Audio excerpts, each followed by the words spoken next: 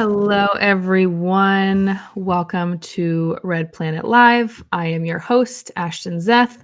I am elated, excited, thrilled to be hosting the Mars Society's podcast and leading the conversation about human exploration of the universe and the future settlement of Mars. As a longtime space enthusiast, I am passionate about STEM education and making humanity an interplanetary species. So thank you, everybody, for joining today and supporting Red Planet Live. Now, before we jump into the conversation, which is going to be jam-packed because we have 4 guests today, just want to remind everyone about the annual convention, which is starting this week, this Thursday, August 8th to Sunday, August 11th. At the University of Washington in Seattle. Now, as you already know, you've heard me say this, but the event will bring together scientists, space executives, media, government representatives, students, space enthusiasts, anybody and everybody that's interested in Mars to discuss the pressing topics related to space exploration, technology advances, and planning for human exploration and the future settlement of Mars. Now, this convention is also going to have a couple special things. To give you a tidbit, we're going to have a NASA panel. I know that, obviously the topic of Mars and Mars sample return is going to come up in there. We're going to have a movie premiere by Dr. Michaela Musilova, who was on last episode of Red Planet Live. We're also going to see the debut of a musical composition by an opera soloist. And don't forget, there is a networking happy hour where we will be surrounded by dinosaurs. Just keep that in mind. So you don't want to miss it. Get your tickets online at marssociety.org. All right. So as I mentioned today, jam-packed, we've got 4 guests. Today's episode is going to focus on the Mars Society Ambassador Program. And like I mentioned, we have 4 representatives of the program. The first and the only, our Chief Ambassador Emeritus is James Melton, who is a former journalist, college instructor, professional pilot, and has addressed Fortune 500 companies at many events, including global conferences. His 8-part public television series, Reaching New Heights of Excellence, highlights his work. He is known for his candid and inspirational style, and we know that James has been able to challenge audiences to reevaluate their habits, their beliefs, and their daily choices. Now, with a PhD in management, he has lectured extensively around the globe, including China, France, Italy, Mexico, Canada, Dubai. Where haven't you been? Offering the practical insights into leadership and the future. James, thank you so much for being here today. It is an extreme pleasure, Ashton. Thank you for inviting me. Happy to have you here. And next up, we have the Ambassador, Jonathan Nalder, also known as the Edu-Not. And now, through 23 years in education and 6 years in space exploration, Jonathan has flown at the cutting edge of learning tools such as design thinking, STEM, AI, AR, VR. How many other acronyms can we throw in there? And environment sensors, which we know can transform lives. Now, just as the fully digital and multi-planetary era begins, he has dedicated himself to helping students and teachers transition to this new era via programs like First on Mars and Space 2101. He's a globally awarded innovator, senior AI evaluator, former crew member of the Crew 270 at MDRS, hence there we go, the flight suit. He is also the founder of FutureWe.org, writer for Space Australia, ISTE online presenter, and a Co-Spaces ambassador. Jonathan, thank you for being here. Thanks so much, Ashton. Quite the resume. We're going to have to dive into some of that. Just shorten that a little bit next time. I like the tongue twisters. You're keeping me on my toes. You handled it really well. And can I just do a little shout out? I also have my Mars Society Australia shirt on here. So shout out to all the other Aussies. I love all the logos here. You're practically a NASCAR driver. No NASCAR. Mars Society ambassadors. That's the one right there. The important badge, the one that we love to see. All right, and next up we have Emmanuel Kyei Twumasi. Emmanuel is an innovative engineer from Ghana with a passion for space technology and its transformative potential. He is the founder of 14 Space Engineering and aims to address socioeconomic challenges through technology in developing countries. His strong leadership qualities and robust work portfolio in Ghana, tech space have earned him a reputation for empowering, inspiring, and innovative contributions. As a Mars Society ambassador, Emmanuel continues to advocate for space exploration and its benefits. Emmanuel, Kyei, thank you so for being here. Excited to chat with you. Yeah, the pleasure is mine, and I'm really excited to be here. Love it. And last but not least, we have Ambassador Nasir Rizwan. And Nasir is an inspiring space entrepreneur and a leadership undergraduate from Pakistan. He's working to promote space awareness throughout Pakistan. In 2021, he founded Ad Hoc Astronomical Society, focused on making space accessible to underserved youth in the country. To date, he has reached 10,000 students and has been awarded the winning Space Ambassador of Pakistan for 3 consecutive years between 2021 and 2023 by the Space Agency of Pakistan, SUPARCO. Recently, he took the Mars Society badge up to 15,000 feet on a remote mountain, which was a mountaineering trip in northern Pakistan. Nasir, thank you for being here. Thanks for having me here. Pleasure is all mine. Well, I'm so excited to chat for you guys. I'm a little biased, obviously, us being a part of the ambassador program, you know, we know what it's like and we've kind of got the inside scoop, but excited to tell everybody else about our efforts, what the program is about, what we do, and how we are able to influence others about Mars and getting humans to the red planet. So typically how we start each episode is with a segment called Question of the Day. Again, as you've heard me say before, there's no right or wrong answers. It's just meant to be conversational and an icebreaker for us. So today's question of the day is, when humans land on Mars, where do you hope to be witnessing the historical moment from? Give you a second to think about it. Well, that's an easy one. That's an easy one. I expect to be behind a VR camera or headset that James Burke has designed, watching it happen live, real time, in not only in my mind, but in my vision. I love it. That's a great answer. I didn't expect that one. That's not one I had thought of. So I love it. Let's see, Jonathan, what about you? Where do you hope to be witnessing humans on Mars from? I'm not sure about where. I think the best thing would be with, and this is going to be a little bit on brand, but imagine being able to do that with other Mars Society ambassadors and share that experience. Yeah, that a little bit long way, and maybe some of the other guys can chip in. You know, so there's not as many perhaps Mars Society ambassadors or Mars aficionados in some other parts of the world. So yeah, to get together with a bunch of ambassadors would make that pretty special. I love that idea too. Nasir, Kyei, what do you think? Where do you want to be witnessing it from? I think I should be among the people who are the first ones to land on the Mars. If not the first ones, I might be in the orbit revolving around the Mars. So that would be a good thing for me. That was the answer I was expecting. Yeah. Kyei, what about you?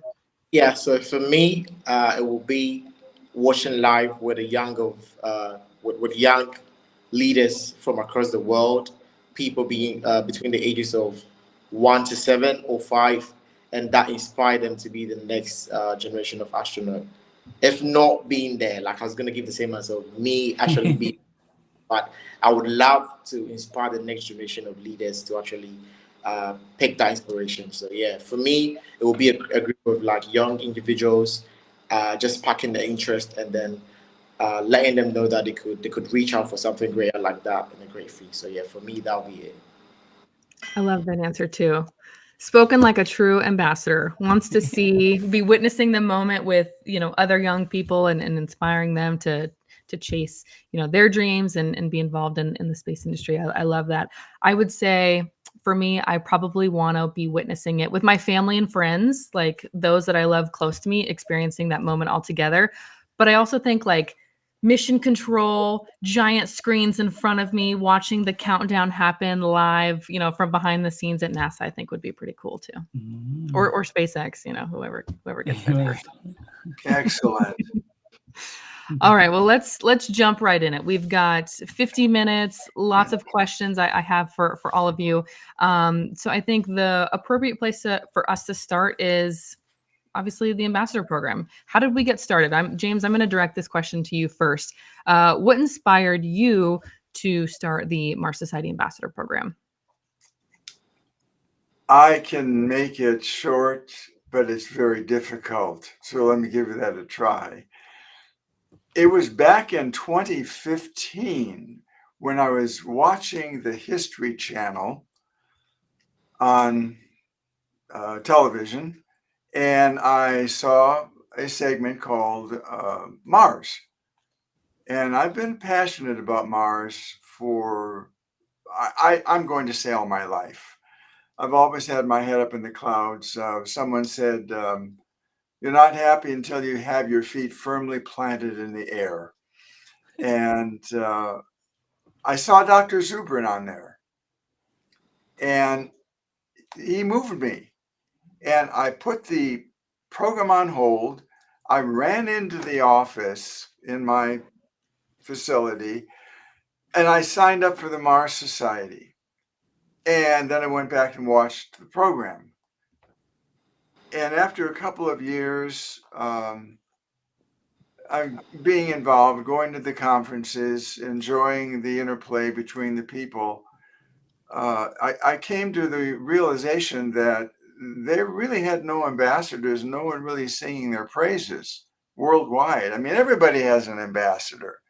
You've got ambassadors for the chambers of commerce. You have ambassadors for a variety of businesses. So I was speaking in Denver. I was addressing the Denver Eclectics, about 250 very astute women at the Denver Country Club on January 10th, 2020. And after that, Dana, my wife and I went over to Pioneer Engineering, the organization that Robert Zubrin was owning, and he was in the middle of 4 NASA projects, but he took about an hour out to talk with us. And I really went over there to pose the idea of forming an ambassador program. And his words were, go for it. So I did. I wrote the manual. I designed the patch. I laid out the criteria. Was a challenge, but right now, Ashton, I think we have about 50 ambassadors. Is that about what it is? Yep. Worldwide, in about 17 countries, and I'm excited about this. I know that there are reasons to get up in the morning. Elon Musk talks about the quote of, there have to be reasons why you want to get up in the morning and you want to live. He says you want to think that the future is going to be better than today, that it's going to be a bright day, otherwise it's not.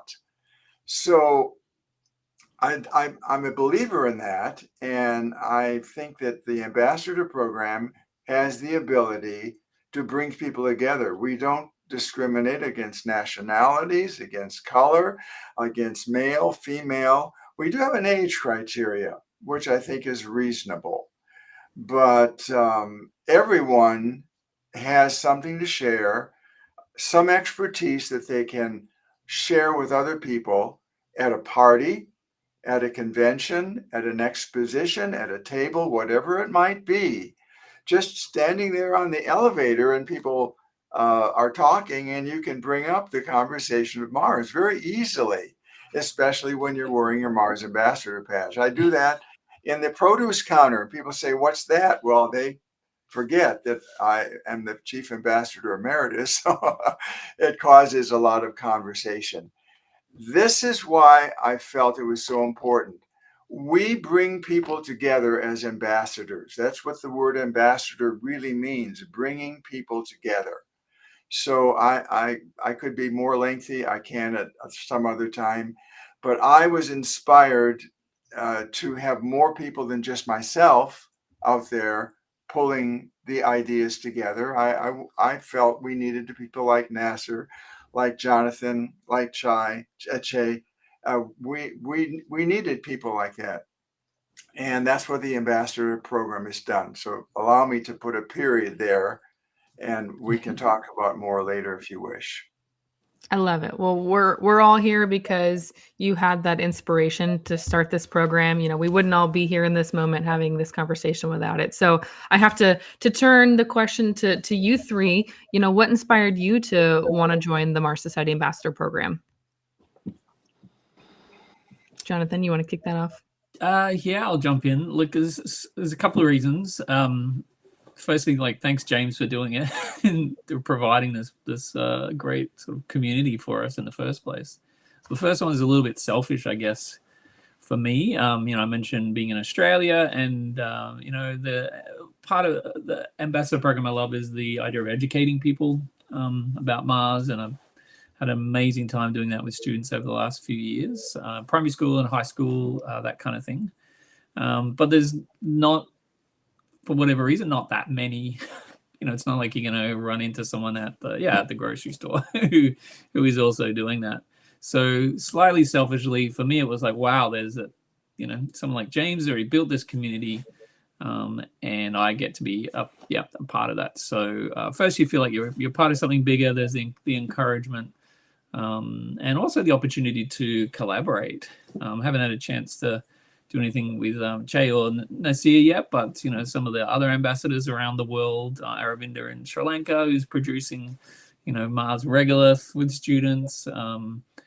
So there's that great chance to connect with people, and how would I ever find them otherwise, basically.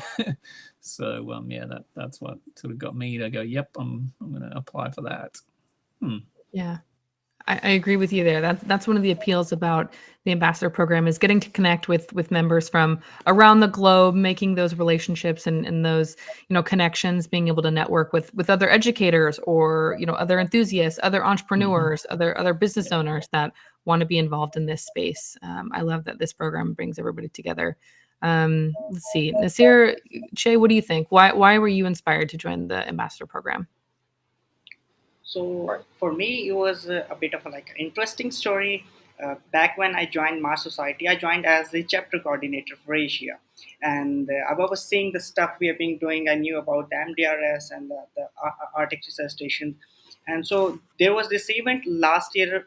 I was at a session at a school. It was an Air Force Institute, and a lot of students were there. And we had to talk about the Mars, and then we had to use the telescope I have in the background for observation. And there was this teacher, and she was really satirical with her words now. And after the event, we will all gathered, the head of the institute, the Air Force officials, the students, and the parents. And she said, Nasir, although we were doing good stuff with the space, but I think space is just the waste of money. And I said, yeah, it makes sense, because you didn't think of this but by the time you were preparing for this event, because we live in a country that spends more on makeup and cosmetics than on the space program. So maybe we could say that you, by the time you're putting on your lipstick or makeup, you can say, okay, we can use the same money for to feed people who are hungry and the stuff, we can solve poverty with this. So I had this idea. I know that was inappropriate at that moment, but it was something that the space advocacy, the Mars advocacy, is something that we are fighting on all fronts. Especially if I talk about space, we had to advocate it in terms of technology, in terms of monetary things, in terms of awareness level. We have to educate people. So I thought, okay, let's just take this up. And then I heard this interview from James Melton. He had a YouTube video published 6 years back, and he was talking about the leadership things. And okay, I said, let's just sign up for this. And that was my moment to start the ambassador program with the Mars Society. And I said, okay, this is something that I believe in, and I feel good doing this. That was my start with the Mars Society ambassador. I love to see this like chain reaction. James, you had that thought like, okay, we need to have this program. You made a video. Nasir saw that video. He joined the program. Now he's influencing, young people in Pakistan. I mean, the reach is so broad. I love to hear that story. Yes, I do too. It's marvelous. All right, Jay, what about you? What brought you to the ambassador program? So for me, it's a bit of what everybody has said, but the main goal for me joining was contributing to global vision, the global vision of the Mars Society. For me, I believe that to be a leader, you need to serve. So I wanted to serve people. And we as ambassadors serving other people are actually leading them because we are contributing to a global world vision. So I believe that the Mars Society's global vision. And then after the time, I felt like space is something to the geographical location I found myself, especially my country as well. And I was in the university by then. And my school has started a lot of space programs, so I decided that if we want to explore space, we've already done the moon. So if we had to go to a different planet, what would it be? It would be Mars. But how do I get involved in a society? I can only do that if I serve, because I believe that great leaders wants to serve and not to lead. So for me, the first point or the first reason why I joined the Mars Ambassador Program was to contribute to a global vision and then spread the news, and that's been like my focus. And then another reason is also to collaborate. Like, had it not been for the Mars Ambassador Program, I wouldn't meet such great individuals and like-minded individuals who share the same vision, the same passion. It makes it really engaging, and then it makes it really seamless to share information and collaborate because you all share the same ideas and you all want to follow through. The last one will be legacy building. So for me, I'm going to say legacy building because if you look at what the Mars Society is doing now with the Mars Institute, right? The Mars Institute, like with what James and Dr. Robert started, is legacy building. So we want to go to Mars. What will we need to get to Mars? So if we as ambassadors are contributing to things like that, to the research, to the funding, to getting the tools, whatever it is, I feel like if we are building a legacy for the next generation. So that would be the three things for me. One being contributing to a global, vision, and then two, collaborating with other like-minded individuals, and then the legacy building is what I go out for. So yeah, that's why I joined the ambassador program, and it's been an amazing journey so far. And I'll urge everyone to join the Mars Ambassador program because it's really proactive, and you're gonna learn a lot from other like-minded individuals. So for me, that would be like the free and every other bit of what everyone has said. Yeah.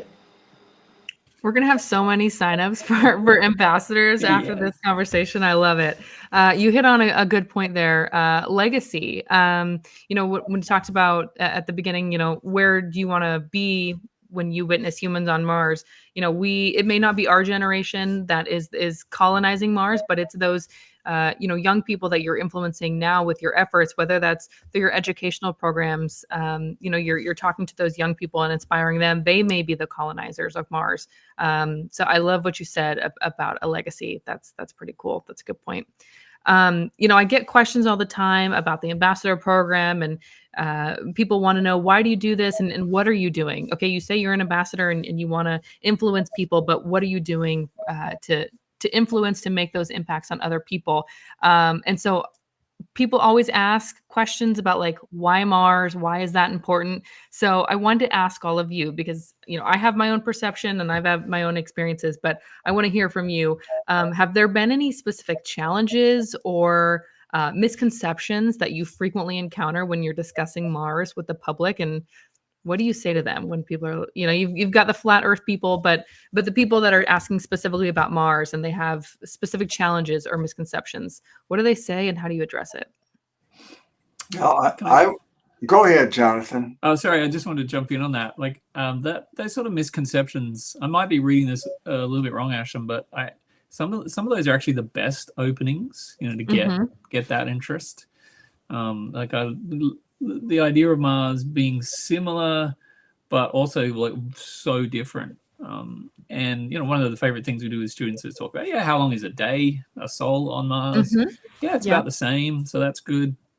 What about a year on Mars? And then you just see little minds go, okay, so if it's a year on Mars is nearly twice as long, are we going to have 2 Christmases a year, or are we just going to wait a lot longer? Or for your birthday, you're going to have to wait a lot longer. And it's some of those things that are, I don't know if you call them misconceptions, but they're close, but then they're different. And Mars is just amazing for getting your mind. I'm talking adults as well, some of the adult workshops. I had the privilege to do these workshops, which is the first on Mars. And I even did this with a government organization which regulates the dairy industry, like cows and milk. And we did the first dairy on Mars as their theme. And just the way that Mars gets people thinking differently and creatively is what I love about it. There's the challenge of it. It's amazing for those kind of discussions. Love it. I love the 2 Christmases comment. Let's see, James, what about you?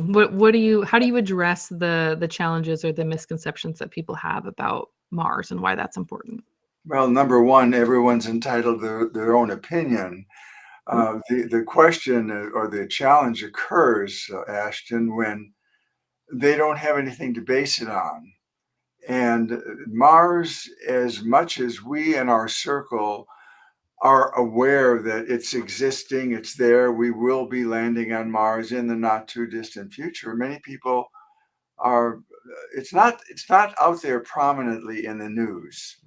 It will be, and we know that we're going to go there someday. But many people, as Jonathan was saying and Nasir was saying, why are we spending so much time and money on the moon and Mars when we have so many problems right here on Earth?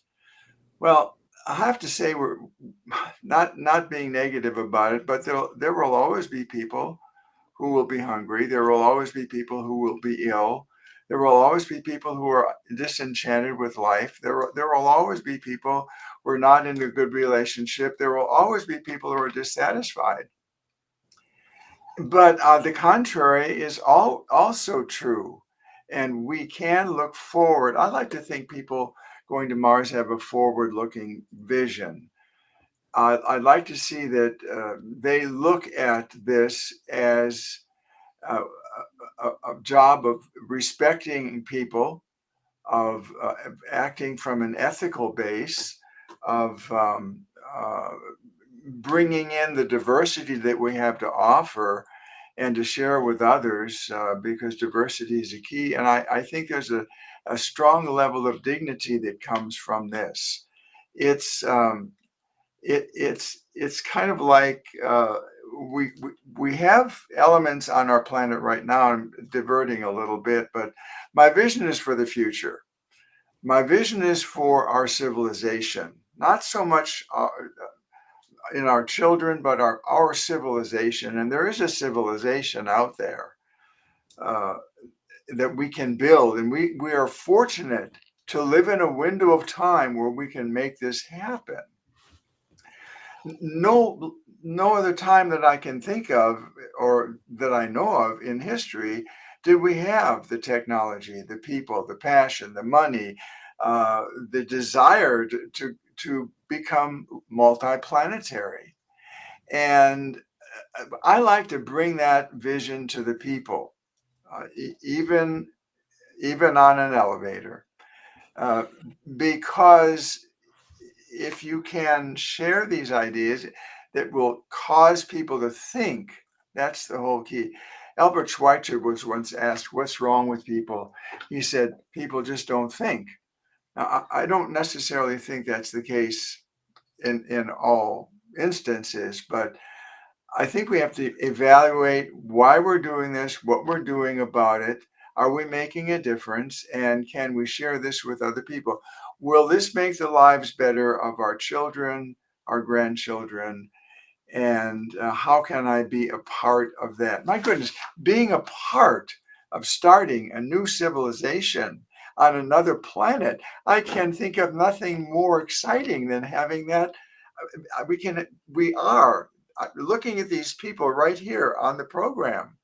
We are that base of people who are doing this.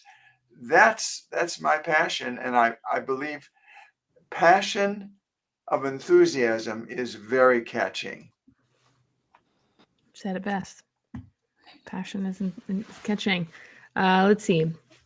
Kyei or Nasir, do you have anything to add to that? About challenges. How do you tackle the misconceptions when you're out? You're in your ambassador role. You're trying to influence others about why Mars is important. Anything you want to add to that piece? I would say for me, it's just the usual, you know, challenges that we all face. That's what I face a lot. Even like with people not first of all believing that some of these things can be done, and then also everybody thinks about poverty. Like we have a lot of issues on Earth. Why do we have to go to Mars to solve it? But then in this way, as a species, right, or as a human race, we've been innovating and then we are innovators. So if we can innovate something, why should we stop now? Because if you look at even when it comes to clothing, when it comes to even with technologies that we have, we're still, innovating. We are still finding. That means that within us lie exploration. Within us lie something greater. So if we can all come together and then help push the next frontier of human civilization, it's gonna be like something great. But then what I get from where I come from, and then my country, is that it's poverty. Poverty is the major thing. But then when you actually talk to them and then let them know the importance of space, you even have to show them by them knowing they're using their phones. Space is all around us, just that we don't see it. It's just like you sitting down and looking into yourself and realizing that you can do something. You are a creator on your own, and that you can create something for the next generation. So that's how I solve the issue. I don't really argue too much with people, but I just let them know space is all around us and you can see it. It's the same thing that you're using. You're using your GPS. You talk about food. You talk about smart. Talk about the pharmaceutical industry. Space is all around us. So sometimes it's just a little patience, and they have to explain to them and let them know, just like what Jim said, it's not always about, just like what James Melton said, it's not always about, um, you know, poverty, but things are still going to be like that. The only thing that's going to change our race is when we can aim higher, we can dream, because what's life without not dreaming bigger? So for me, that's how I actually manage those problems. Because what I get most of the time is poverty. That's the major thing. People are talking about why waste money, why go to space, and even talk about going to Mars. Are you not scared? Why, let's look at more daring stuff on Earth. But for me, if we can innovate and then we can see within us that space is all around us, that really solves everything. And that's how I go about such challenges. So, yeah. Mm-hmm.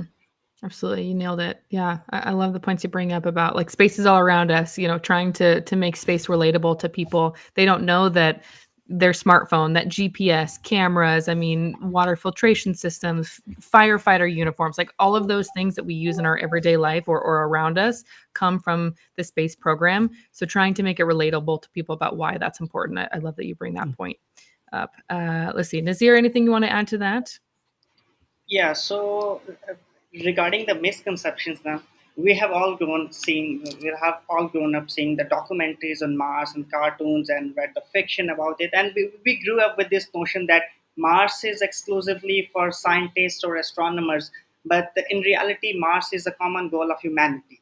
Like Dr. Robert Zubrin puts it really good, that he says Mars is where the challenge is, it's where the future is, and it's like I just like try to remember how it said, like it's where the science is, it's where the challenge is, it's where the future is. So this is something like Mars. Mars was once like a planet just like Earth. It had water on its surface, but it disappeared into space. So the first humans will probably go there and they like see this. They find life. We can get to know about more about the life. Like is it like exclusive to Earth? or is life a general phenomenon of all universe? And the process of doing so, the process of reaching Mars will inspire a generation of people, aerospace engineers, people who are in space, and they're going to see us what we are doing for the space advocacy. And this is going to help build a generation who's going to be the people who are going to step on the Mars. So this is something that everything we do for Mars is actually helping us live a better life on Earth. So this whole idea that people think that somehow Mars is just exclusive to a specific type of people, it's not true. It's just a common goal of all humanity combined. You nailed it as I well. really like what you all said, and you embrace this so well. If I might, uh, Nasir, you were talking, as was Che and Jonathan, about building a community of people, and when we go to Mars, and we will be going, when we go to Mars, my life is your life. And the way we think about each other will change. Not on here, we've got 8.5 billion people. When we go there, I'm responsible for your life, and you're responsible for my life. Are we going to take care of each other? You darn well better believe we're going to take care of each other.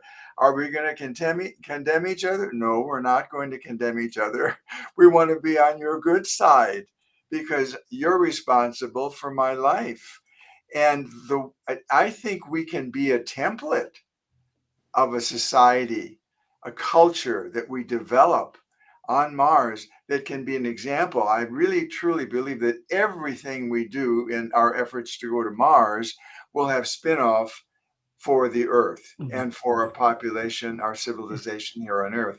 But I do believe, as Dr. Zubin said, leave the past behind and take the new idea and let's go there and live it. So how we treat people, I talk about technology and I talk about humanity. I'm not a scientist, but I really feel technology is very important.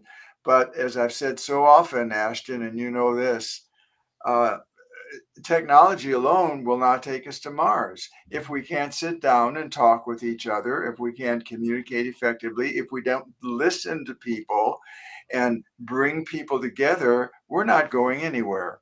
So that's why I believe the program you're putting on today, Ashton, sharing our ideas about our feelings, about what we can do to lift our civilization is extremely important. So I thank you for that. Absolutely. Again, I'm so thrilled that you guys are here. And again, I'm like a little bit biased because you guys are part of my crew with the ambassadors. So I'm especially excited to chat with you. But I wanted to touch on something for each of you individually, because obviously we're ambassadors and we have a collective goal. But us as individuals, we're ambassadors, but that's not necessarily our day job. It's not necessarily our our background, where we come from. This is something that we do in addition to our other roles, our other passions. So want to touch on each of you and something that you guys are doing specifically. But James, I'll start with you. Every time we talk, I always hear about like another bullet point on your extensive resume. And last time we were talking, you were mentioning your experience as an educator, and you were talking about managing speakers. So I just have to ask, tell us a little bit about your background with, managing speakers and being an educator, and how you relate that to being our chief ambassador emeritus. Well, thank you. Contrary to popular belief, I really can hold a job. It sounds like I can't, but for about several decades, Dana, my wife and I, we started the agency for speakers and entertainers, and we put these people on the platform worldwide. I mean, people like Aaron Brockovich, Richard Dreyfuss, Sigourney Weaver, who is Ellen Ripley and The Alien, Mhm. you know, Tom Brokaw, you name it. We worked with all of these people, and we placed these people on the stage. Isaac Asimov. We dealt with Walter Isaacson and various presidents and politicians and a lot of these media professionals. I learned a lot about getting exposure and what brings people to conferences. I'm a speaker and a writer myself, and people say, when will you retire? I have to say, I have no interest in retiring. There's too much out there to experience. So that was my speaking, and helping people speak and putting them on platform has been a strong part of my background. And again, flying, of course. I've always been teaching something, teaching a flight instructor, or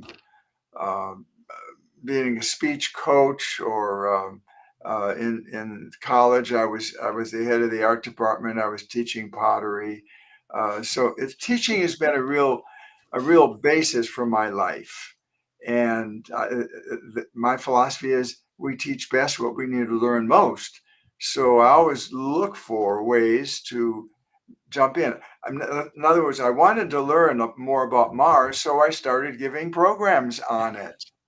And that's where we learn. I'm strong about that. So yeah, there are a lot of things we've all done, and some have been more dollar successful than others. But my passion is in space. My passion is leadership. My passion is the future. Right now, I'm writing another book on that, and I'm excited about it. And that's where I'm putting a lot of my time currently. Needless to say, it's about Mars. We look forward to hearing more when your book comes out. Officially, we'll have to do something special with that in the ambassadors. Let's see. Jonathan, you are dressed for the part, and we're talking about other roles besides being an ambassador. You were also a crew member at MDRS. Can you tell us about your time, your mission, who your crew was? What did you get out of that experience? Yeah, well, I mean, you talk about wanting to learn about Mars. The Mars Desert Research Station does accept applications throughout the year for teams or for individuals. And yeah, for me, there's no better. I heard about the MDRS first when an Australian guy went over there probably about 6-7 years ago, and there was some newspaper stories when he came back that this Aussie who'd been to Mars, etc. And that was actually my first kind of little window into, hang on, is there a society? And there's like a whole world of this. There's a whole crew of them. Yeah, and I managed to get in touch with him. Dr. Michaela Masalova was on that crew, so I got to know her through interacting with them, and some of the other people who were on that crew, and just opened up that world for me.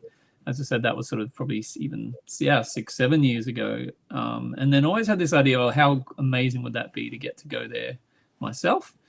It is a long way from Australia, etc. But the Spaceward Bound program that Dr. Shannon Rupert has been running for many, many years, and it's been to a bunch of other countries as well, not just MDRS.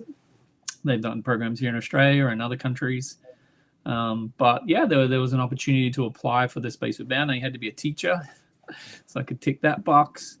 I think I'm the only Australian who's actually sort of gone and done the specific program at the MDRS, and was just learning the whole time. My background is probably more in the humanities. I do have a pilot's license as well. Once upon a time, I can relate with James, but primarily, the humanities is where I came from. So it was amazing to spend all this time exploring the geology around the base itself, but also just what is it like. The thing I took away to talk with students about is, right, so if you only got solar power, and if your messages that you send have to have that time delay, and you have to conserve water, and pretty much all of your food is freeze dried, that you've got to figure out ways to cook it, like those kind of, you just can't replace that opportunity to learn by being put yourself in that situation.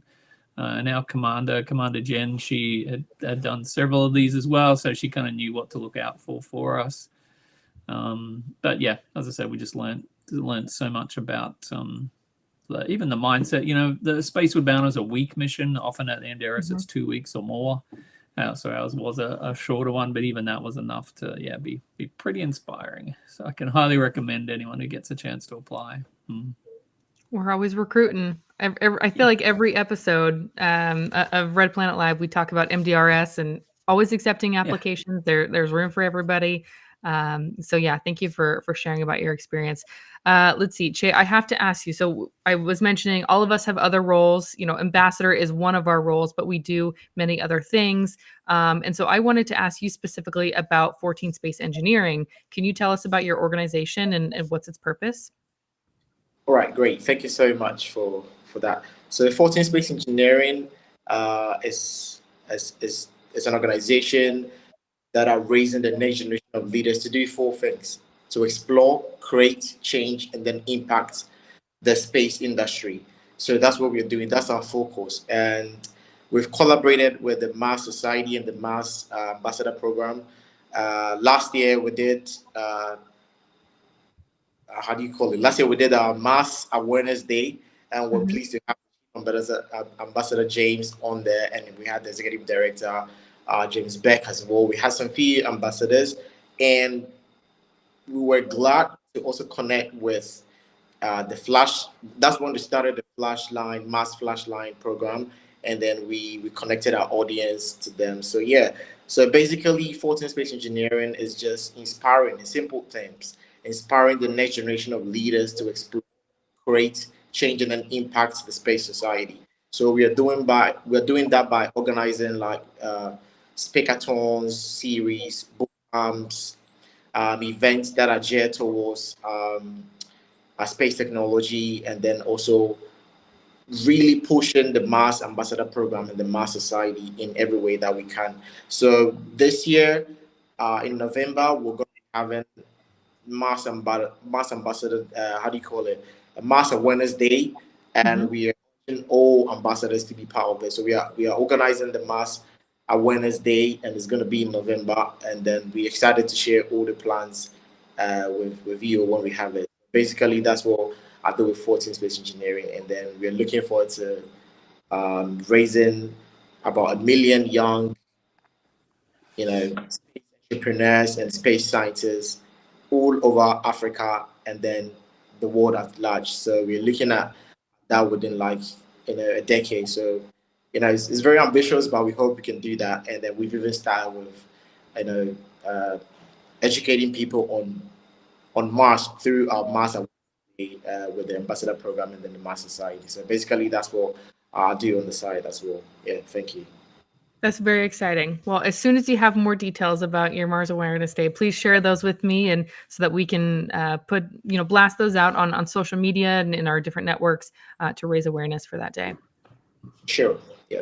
Let's see. Okay, Nasir. So we were talking about other roles, other passions. We've got an educator. We've got 2 pilots. We've got speakers.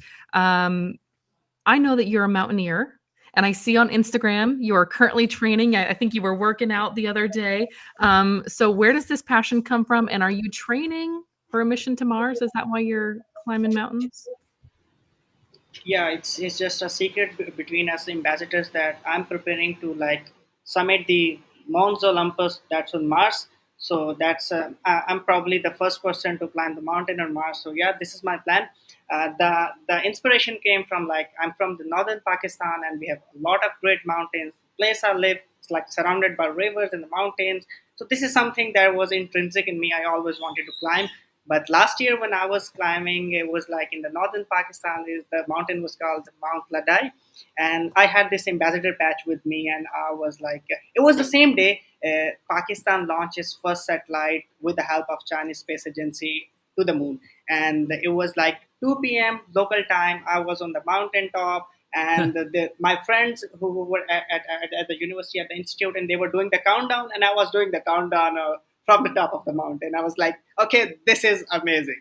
So I had this I made a couple of pictures with my ambassador patch. So this is something I was feeling how it feels to be like above from the surface level, that the ground level, and I was like having sort of a feeling of isolation. Somehow I am in the analog research station, something that I like aspire to be like a part of a future mission, just like Jonathan, who was at like 270 crew. And so yeah, climb more mountains and be a part of analog missions at MDRS, hopefully very soon. I love it. I love that everybody's so passionate about so many different areas, not just Mars and not just being ambassador, but you've got passions to climb a mountain and you're preparing for a future mission at MDRS. I love to hear that. They certainly are. If I might add, I personally really appreciate all of you, Ashton included, in bringing me into your lives as a personal touch. Nasir, you sent me a video of what you're doing. You made a video. You have your little patch you sent to the top of the mountain. Che, excuse me. You actually had me address one of your chapter meetings over in Ghana, virtually, of course, which is lovely. And Jonathan, I can always rely on you to do what's needed to be done. And Ashton, with your Red Planet Live programs, you're making a splash all over. If I think collectively we have the mission statement, if I might share our mission statement as an ambassador, it's simply to serve as a professional team of people dedicated to elevating public awareness of our mission to land humans on Mars within this decade and begin settling the red planet. Very simple mission. And I think all of us in our own inimitable style are doing what we can to meet that mission. You said it best. A talented pool of representatives that are pushing forward the effort to get humans to Mars. And that's why we're all here.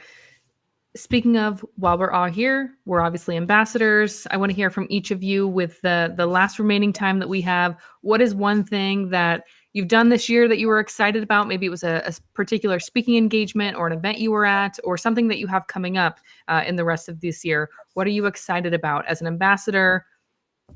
Maybe it's a Mars-specific event, a talk, a speaking engagement. Either you've already done it or it's coming. What are you excited about? Well, I could share something if that's good. I'm planning a lecture tour for colleges and universities and high schools, bringing the Mars concept there. I started it out with LA City College and did a program called Why Mars, Why Now, and was very well received. I think people are eager to hear about this. They just don't know that it's available. Mm-hmm. So I believe the lecture series is going to be a lot of fun, first of all. Yeah. Dan and I will go out. Dan, I never leave the house without her. Someone said, don't leave home without her. So I don't. So she and I will be going out on these lecture tours to the high schools, the colleges, the universities, and sharing about the Mars project. That's very exciting. I wish you and Dana the best of luck in the lecture tour. Let's see, Jonathan, what do you have? What are you excited about? What's coming up for you? So the idea of an edunaut for me as an educator who is willing to go beyond and try new things. That's kind of been my thing, I guess. Don't always get it right, but love working with other teachers and students around that same kind of concept. So of course I had to try out some AI tools this year. If you're in any space really, you've heard about generative AI and various things. And there's a great platform called rosebud.ai, where the prompts and what you type gets converted into code for you.